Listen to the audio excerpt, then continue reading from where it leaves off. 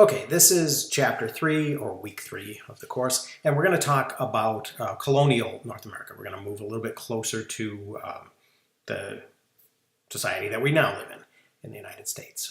And so we're going to talk and we're going to look at a little bit who came to North America, what did they expect, what did they find when they got here, and what did they do when they got here. So let's begin.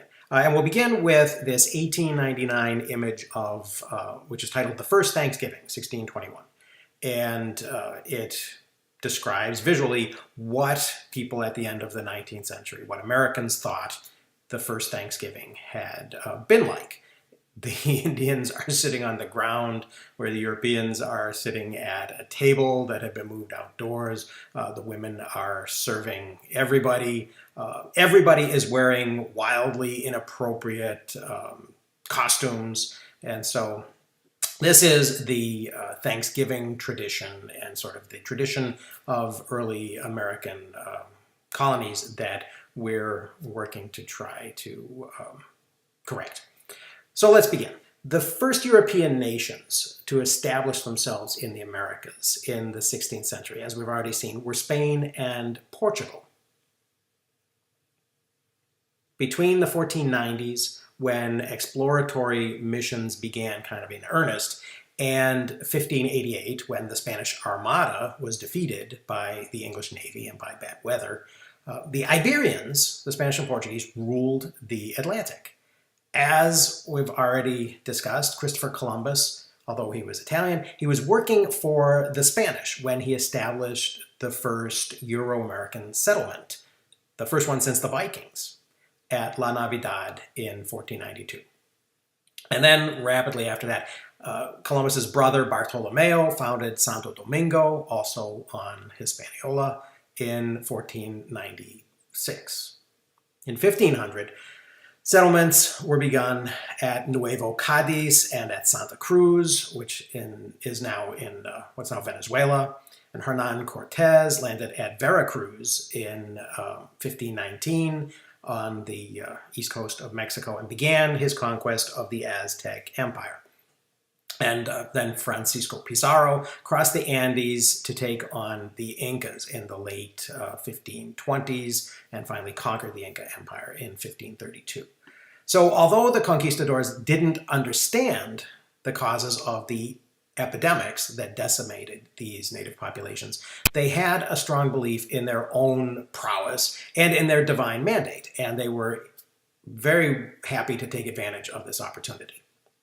Portugal founded Newfoundland and Labrador, which incidentally is named after the Portuguese explorer João Fernandes Lavrador, as well as Brazil, where they gained a permanent foothold. In 1502, a Portuguese expedition arrived at the bay of what's now Rio de Janeiro.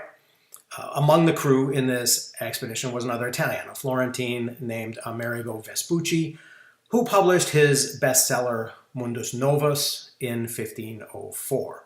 Mundus Novus is Latin for New World. And this map is the Universalis Cosmographia, which is a wall map that was printed in 1507 by a German cartographer by the name of Martin Waldseemüller. And it was the first document to use the term America in honor of Amerigo Vespucci. And if you look carefully in the top panel, second from the right, there is a picture of the New World on a globe, and to its right is Amerigo Vespucci. And so he gets the honor of being the guy who the Americas is named after.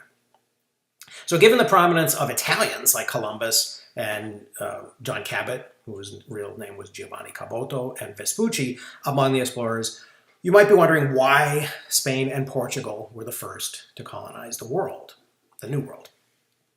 It's true that they had the sea power, but they also had a license. In 1494, the Spanish-born Pope, whose name was Rodrigo Borgia, his papal name was Pope Alexander VI, presided over the Treaty of Tordesillas, which divided the Western Hemisphere between Spain and Portugal. The Pope split the globe at 47 degrees, 37 minutes west longitude and gave everything west of that line to the Spanish and everything east of it to the Portuguese. You may remember that the Portuguese had already been involved in sailing ships around the bottom of Africa in order to find their own route to Asia. So they were very interested in what was east of that line. So as long as Europe remained united under the Catholic Church, people would obey this papal edict. The Protestant Reformation began in the first decades of the 1500s. Which sparked a series of wars between the Catholics and the Protestants. But it wasn't until nearly a century later that Protestant European nations became strong enough and unified enough to begin really looking west. The defeat of the Spanish Armada in 1588 was kind of a turning point for seagoing Protestants. As soon as they were able, the English and the Dutch began to send explorers. The Catholic French, who had actually been left out of that original papal planetary division, in spite of being Catholic, took advantage of the lapse in this Roman decree and did the same, started exploring themselves. Although it's reasonable to suspect that European fishermen had been visiting the shores of the northern regions of North America near the Grand Banks fisheries for generations to dry their catches of cod and to replenish their drinking water supplies for the trip home, the first successful permanent European settlement on North America was at St. Augustine, which was established in 1585 by the Spanish in the Spanish colony of Florida. The French followed nearly 2 decades later, building a fort in 1604 at Port Royal in what's now Nova Scotia, and then establishing Quebec in 1608. So it's not all about the English in North America. The English tried settling people on Roanoke Island off the Carolina coast in 1588, but the colony had mysteriously disappeared by the time resupply ships returned to the area a couple years later. The settlement may have been overrun by local Indians. They may have starved to death, but it's also possible that the abandoned colonists went to live with the natives when their food supplies ran out and when help continually failed to arrive from England. Throughout the early history of English settlement, colonial authorities regularly tried to counter stories of poor English colonists choosing to live with the Indians. And they did this, they tried to counter these stories with frightening tales of captivity and redemption. After losing both their people and their entire capital investment in Roanoke, the English tried settling the Chesapeake region again a generation later in 1607. The Virginia Company, which was a joint stock company chartered by King James I in 1606, sent 2 expeditions to explore the coast of North America. And they sent them to explore North America between the Spanish to the south and the French to the north. One established Jamestown 40 miles inland on the James River, and the other established the unsuccessful Popham Colony on the Kennebec River in Maine. That didn't last more than a couple of years.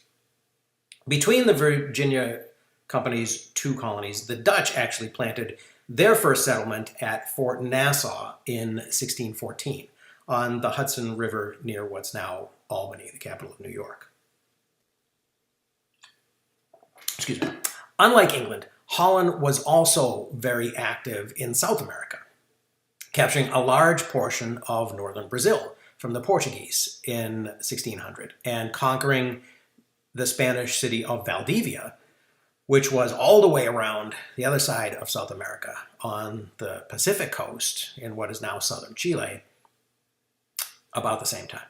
Holland and England also competed in the Caribbean.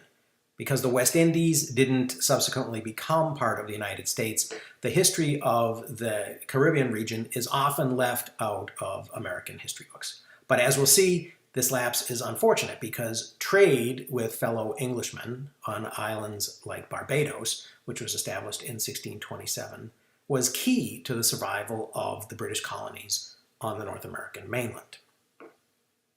This map is a map by Captain John Smith.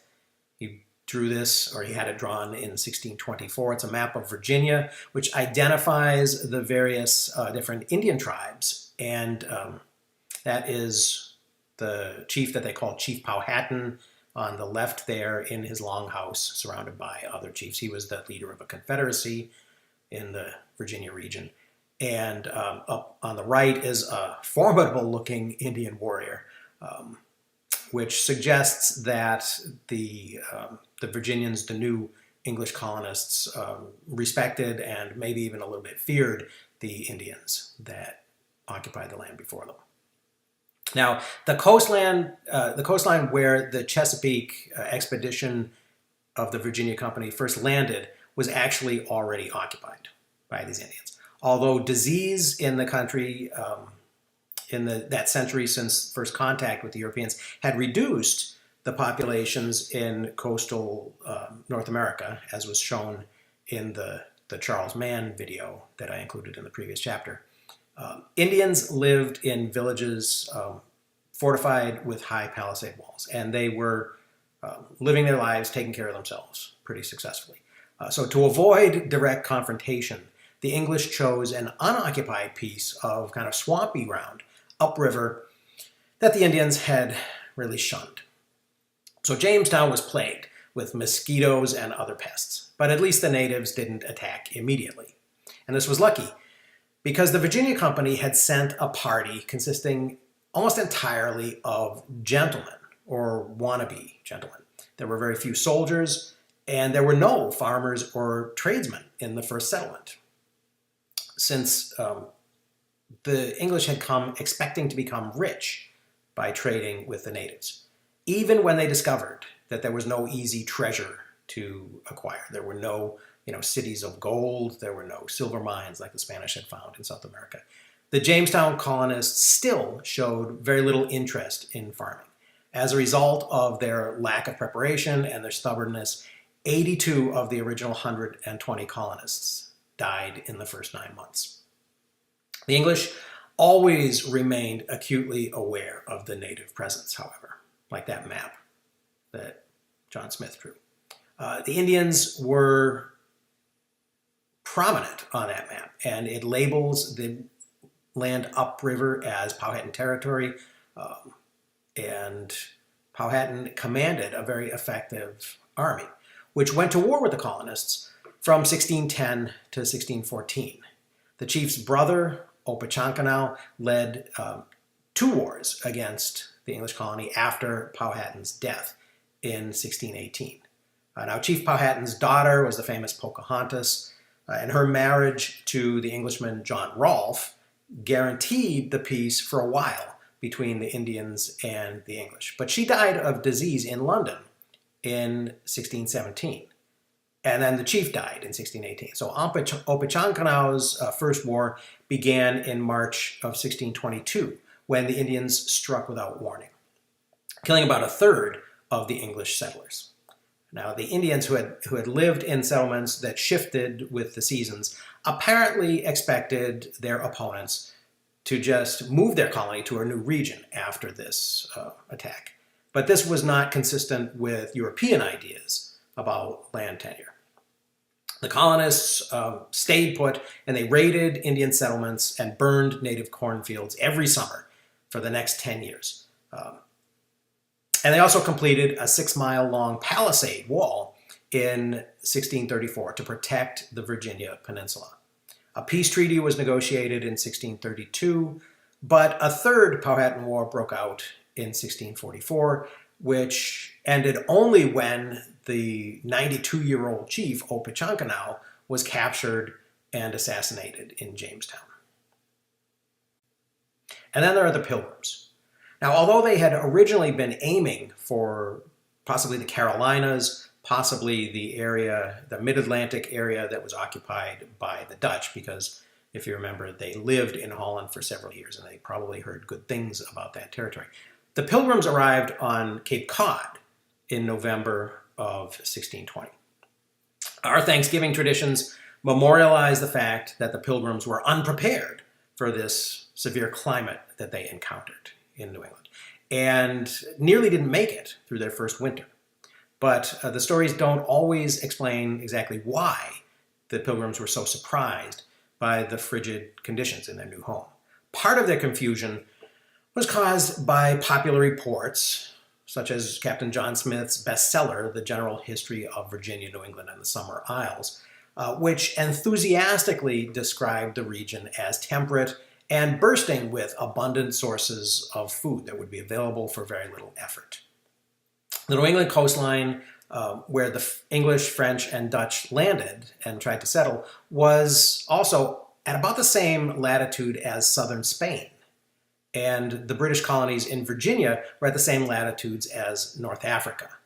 Now, 17th century Europeans, unaware that warm water currents were responsible for the temperate conditions in their own homes, mistakenly believed that latitude determined climate.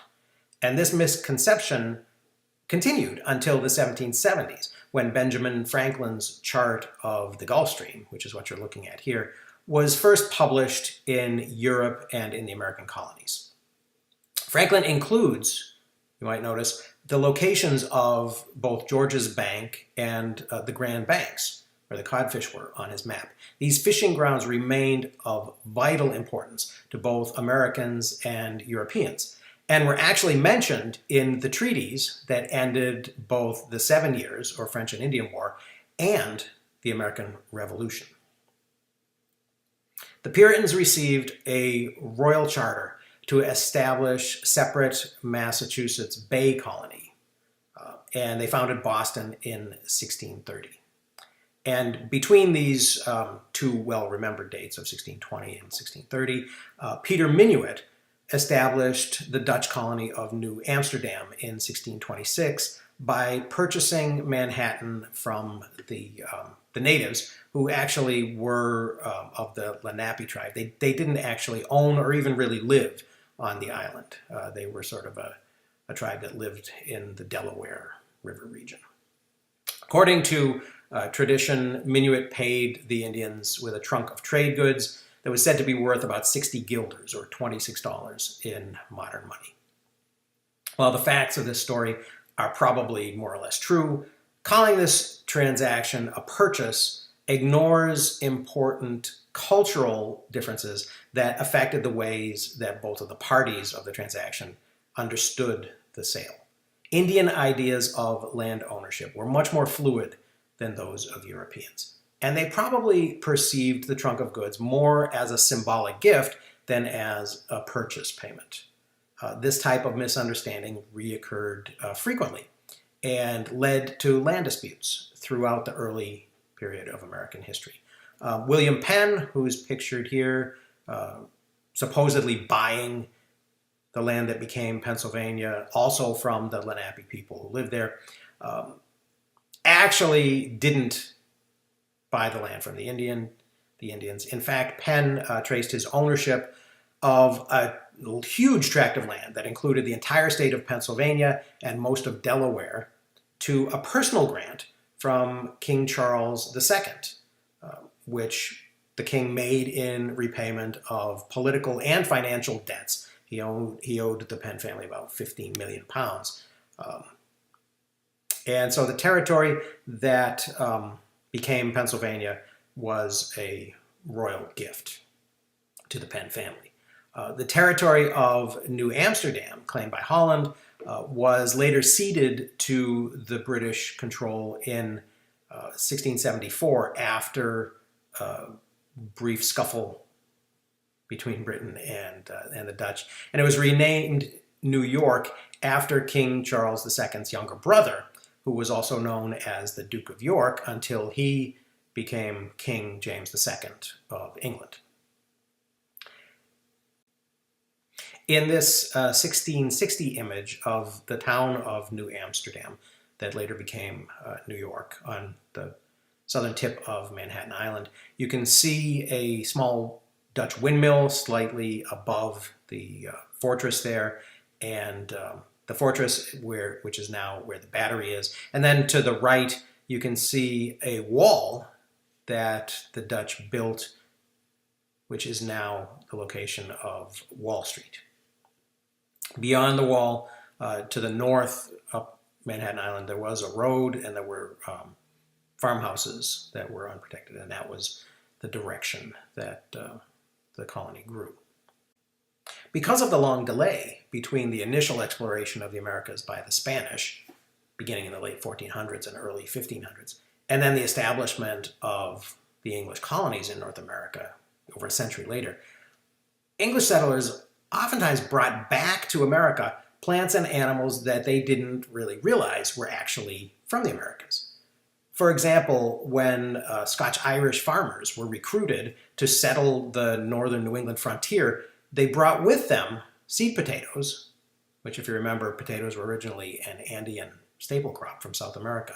But they brought with them seed potatoes that became a commercial crop in Maine and still is to this day.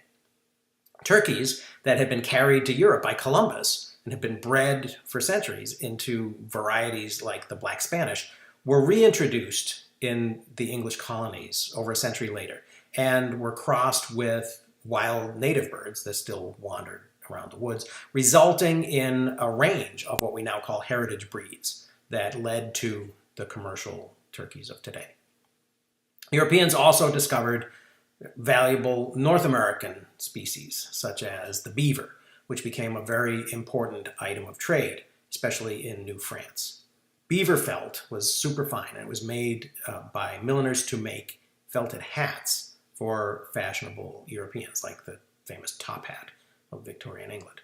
And control of the beaver's habitat became an important element in territorial negotiations between European nations and between Europeans and the Indians in the New World. Although they were delayed by events in Europe and they began establishing serious colonies nearly a century after the Spanish and Portuguese, the late arrival of the English and the Dutch and the French often worked to their advantage. In many cases, colonists found abandoned settlements, open fields waiting for their farmers, and park-like forests filled with game for their hunters. Disease, which had traveled much more quickly through the densely populated South, finally struck hard in the North.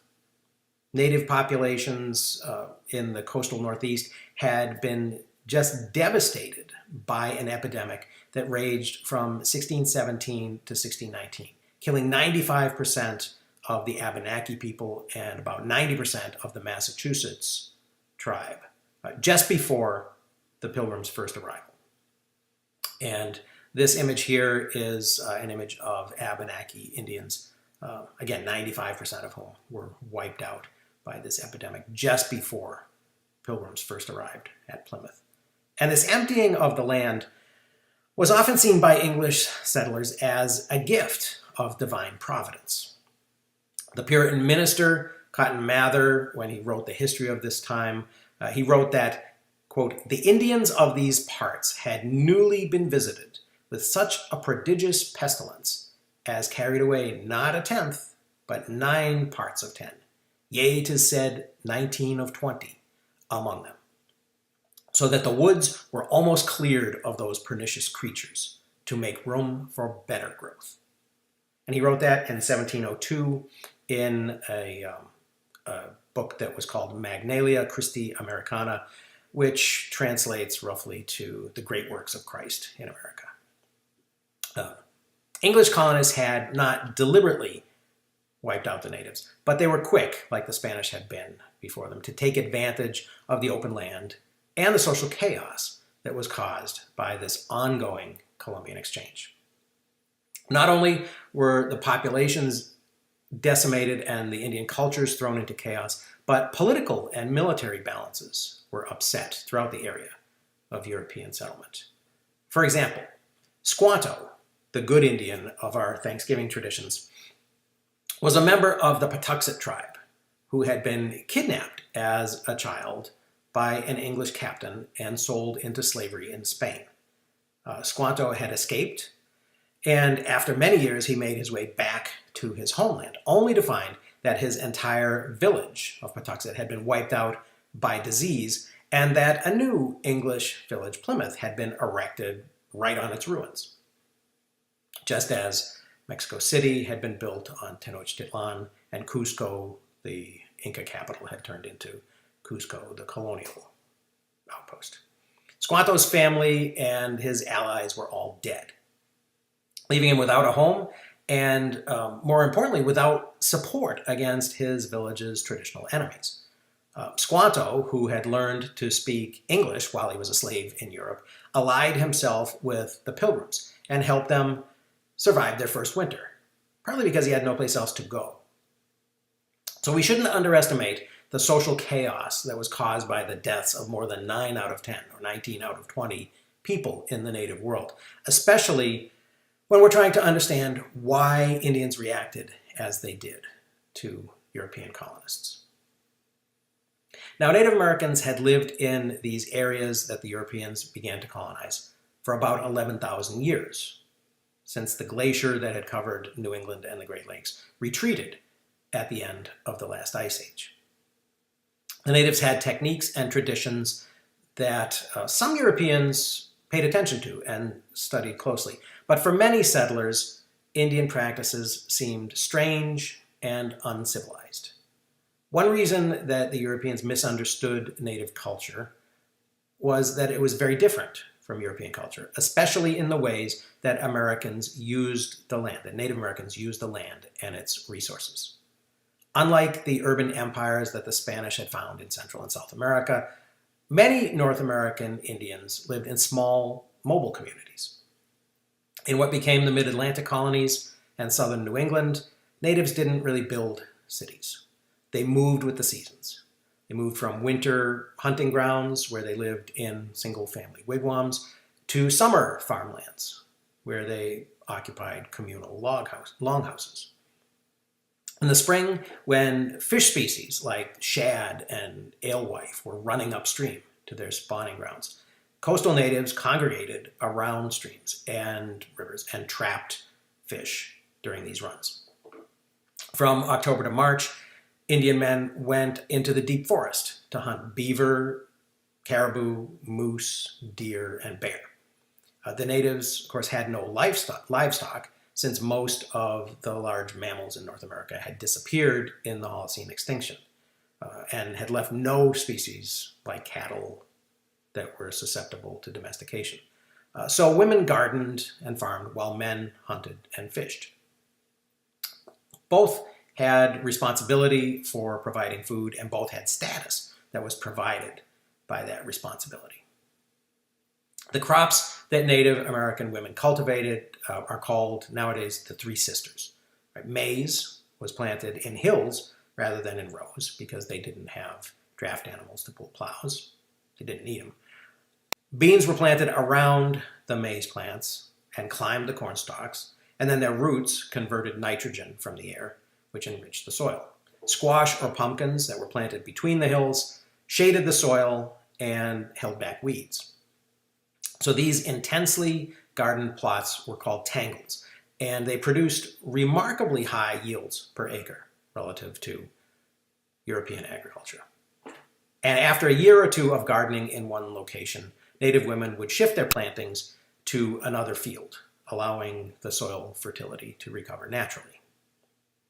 This is a 2009 commemorative coin issued by the U.S. Mint that recognizes both the Three Sisters of Indian agriculture and also the role of Indian women in farming.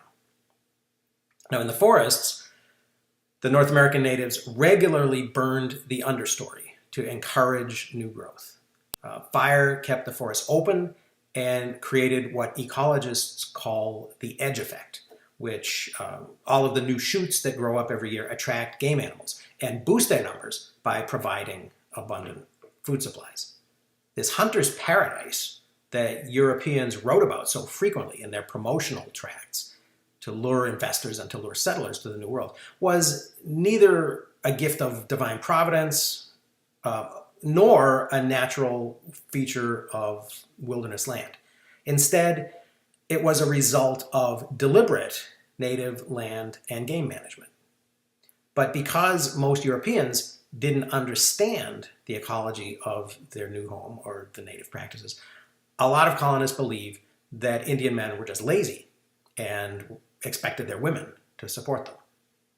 Indians, from their perspective, didn't understand why Englishmen, who had been raised in a culture where hunting was a luxury sport that was practiced on enclosed reserves and wasn't even accessible and was often illegal to non-aristocrats. So the Indians didn't understand why Englishmen didn't hunt, and also were unwilling to let their wives manage gardens and help support the families.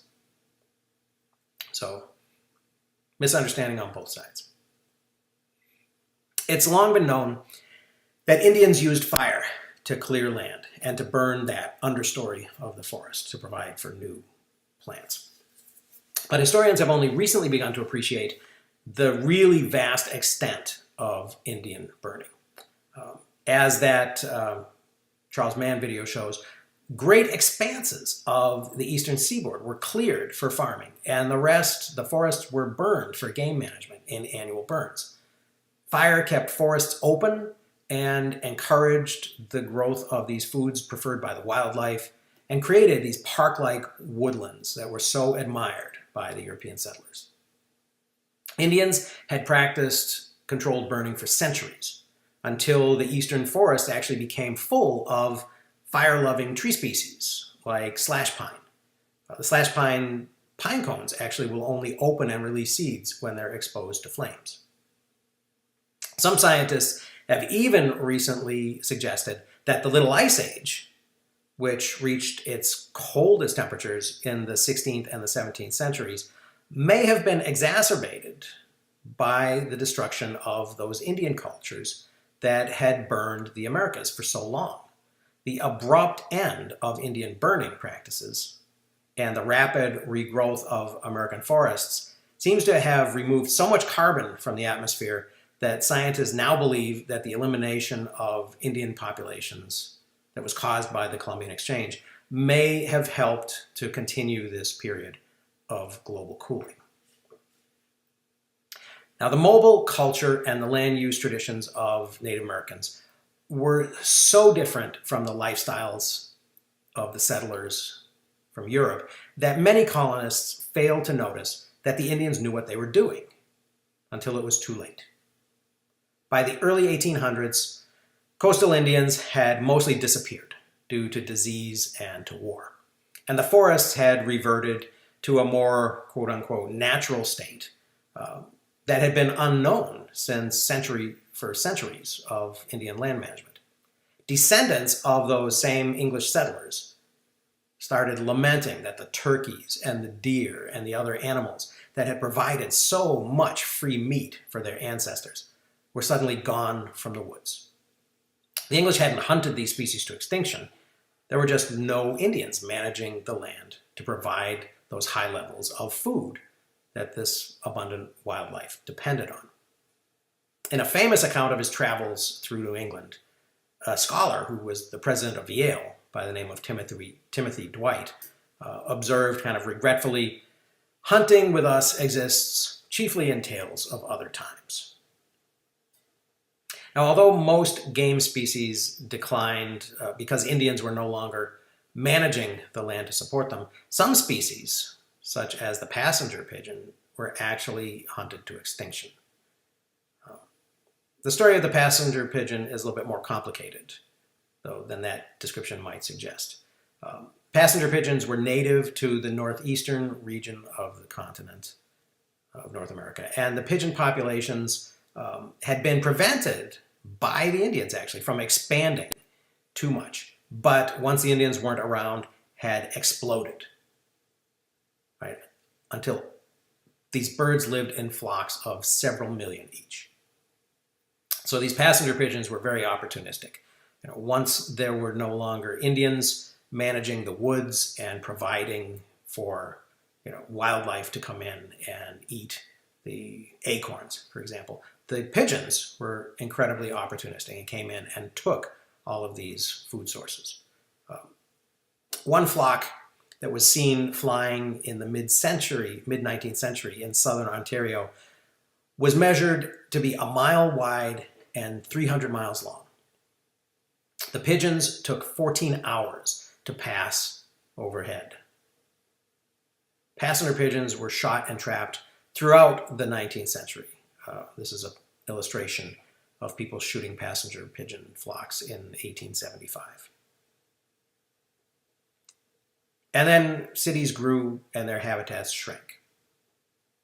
The last passenger pigeon, whose name was Martha, died on September 1st in 1914, and the species is now extinct.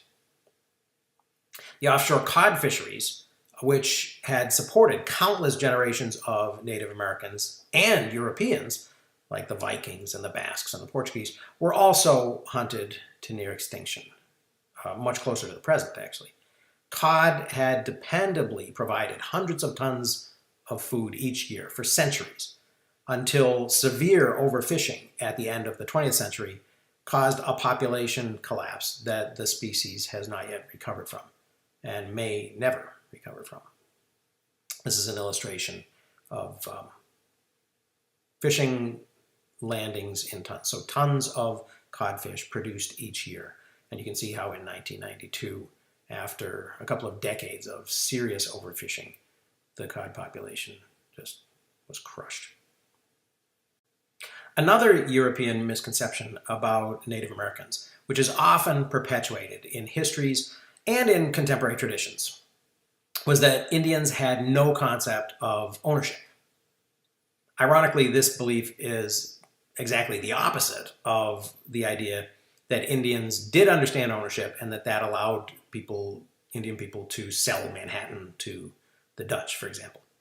Both of these misconceptions spring from a mistaken attempt to fit Indian concepts of land use and land ownership into a format that makes sense based on Euro-American cultural assumptions. And both are inaccurate. Native cultures developed in response to experiences in the Americas that were quite different from those that had shaped European culture. Indians had different traditions about common use and about private ownership. And their ideas about the land represent a relationship with the environment that Europeans misunderstood. When Native people sold parcels of land to Europeans, for example, the earliest contracts and deeds usually specify that the sellers retained what are called usufruct or usage rights to the land, to hunt and fish on it, and even sometimes to move across it and set up temporary settlements as they travel from region to region, from season to season. Later, as the balance of power became less equal and shifted in favor of the English and the Euro-Americans, the language of the land contracts started to change to reflect European ideas of ownership. As the English, the Euro-American population grew, even where earlier contracts had preserved those usage rights, Indians were often prevented from exercising them. This was very frustrating. The natives also had a different concept of money and its role in social relations than their new neighbors did. They lived in a mobile culture that tried to avoid encumbering possessions and that valued reciprocity and gift exchange. So the Indians used wampum and trade goods not as mediums of exchange or symbols of wealth, but as ceremonial gifts to be given at feasts and at gatherings to demonstrate and to celebrate social relationships. Although many individual settlers probably tried to deal fairly with their Indian neighbors, the difference between European and native ideas of ownership and the rapid growth of the colonies made conflicts virtually inevitable. Natives regularly moved to new locations as the seasons changed. They gardened in shifting fields. Colonists, on the other hand, built houses and permanent villages, and they fenced their fields. But although they claimed complete ownership of the parcels that they occupied, the colonists also let their cattle and their pigs run loose over the countryside. And since the natives were not protecting their lands with fences in the ways that the colonized recognized, the English and the European Americans believed, or at least they argued, that the Indians had no idea of land ownership. The colonists were unaware that native practices had been created for a world without domestic livestock.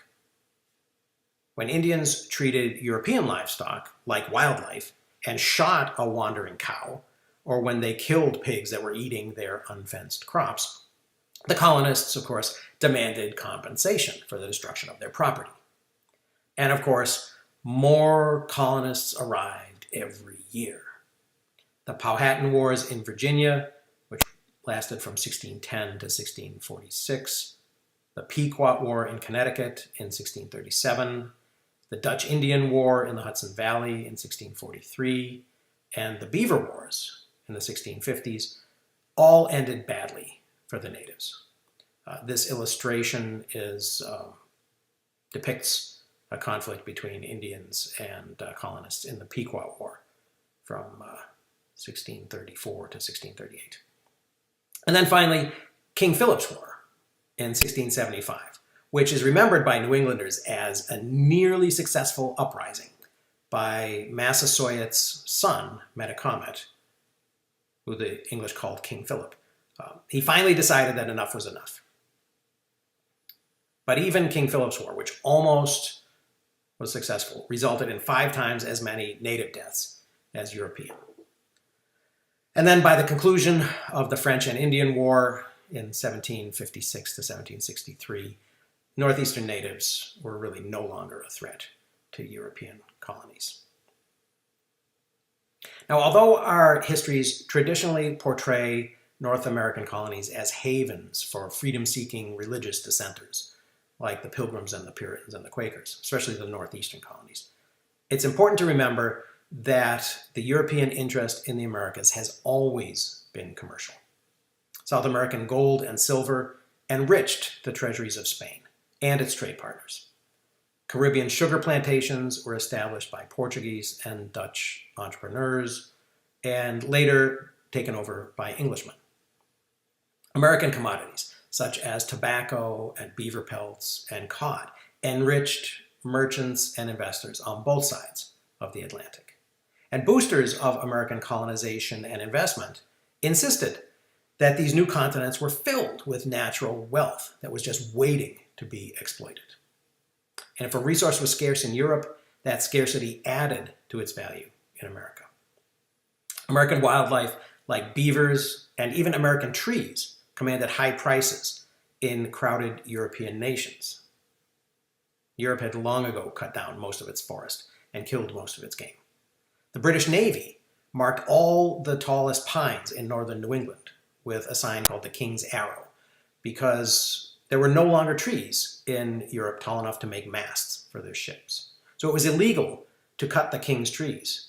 And according to New England folklore, there may still be some trees deep in the Maine woods with the royal arrow dimly visible on their trunks, even centuries later.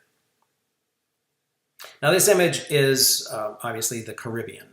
And although it's left out of American history, as I say, Caribbean islands like Barbados, which is the farthest little island on the right there, were key to the survival of the North American colonies. American colonists' hopes and expectations for the New World included not only a place to build a new society, and sometimes a new religious community, but a place where they could get rich. Even religious idealists, like the Pilgrims and the Puritans, looked forward to opportunities for social mobility that had not been available to them in England because they were a religious minority. And right from the start, European colonies in North America were commercial. In addition to fishing and growing tobacco and trapping beaver, the North American colonies benefited from the booming sugar economy in the Caribbean. Islands like Barbados that had once been self-sufficient at the outset, at the beginning of their settlement, began to focus entirely on sugar production because it was such a highly profitable commodity that they decided not to grow any other crops. The sugar planters looked to their neighbor colonies for food supply. John Winthrop The Puritan leader who helped to establish Boston and who was governor of Massachusetts, the Massachusetts Bay Colony, 4 times before 1650, sent his second son Henry to help establish Barbados in 1626. When Oliver Cromwell's English Civil War halted the flow of commercial shipping between England and the Bay Colony, which was only 10 years old in 1640, trade with the West Indies saved Boston's economy. And then later on, Governor Winthrop's younger son, Samuel, joined the growing community of New England merchants in the Caribbean Sugar Islands in 1647. Now in the South, cultivation of Virginia's main cash crop, tobacco, for the European market required large amounts of inexpensive labor in order to be profitable. At first, many of the workers used by tobacco planters were poor English men and sometimes women who had come to the colonies, sometimes willingly, sometimes not so willingly, as indentured servants. Later, when the supply of British workers was cut off, again by the English Civil War, and then later by the American Revolution, the Southern planters had to rely more on enslaved Africans, who were already being used extensively in the West Indies on sugar plantations to do this work. It's important to remember that the use of slave labor on tobacco and sugar and later in cotton plantations was not an inevitable requirement of the commodity being grown, but it was an economic decision that planters made based on their desire to produce large quantities at low costs for commercial markets overseas. Although ultimately, the argument over slavery in the United States became a clash largely of cultures between a paternalistic Southern aristocracy and a Northern merchant class committed to capitalism and wage labor. At its beginning and at its heart, the decisions that the planters made to use slave labor were not based entirely on paternalism. They were based slightly on environmental factors, but mostly on this profit-maximizing economic choice that they made. Europeans settling in North America not only brought ideas about the environment from their home countries, they brought a commitment to commodity export markets that helped to shape their social and political structures and their ideas about the land that they found. The North American landscapes that became English colonies had been carefully managed for centuries by the Indians that lived on them. The disappearance of these Indians and the establishment of the colonies rearranged these landscapes in the image of the old world that the colonists had come from. Traditions and practices that had sustained native populations for thousands of years were lost when disease and war destroyed these Indian cultures. It's interesting to speculate whether those practices would have been abandoned anyway because the natives' mobile lifestyle was incompatible with the commerce and growth that was required by this rapidly growing English landscape, or whether the colonists, encountering a more active, more ongoing display of Indian land management, might have learned something and might have made different choices for the American landscape. That's all for now. Next time, we will look at this continuing Euro-American, mostly British, initially expansion across North America from the eastern colonies into the West, and their approach to the frontier and the way they built a grid on the frontier. But this is all for now. So thanks for listening. I hope this was useful, and I'll see you next time.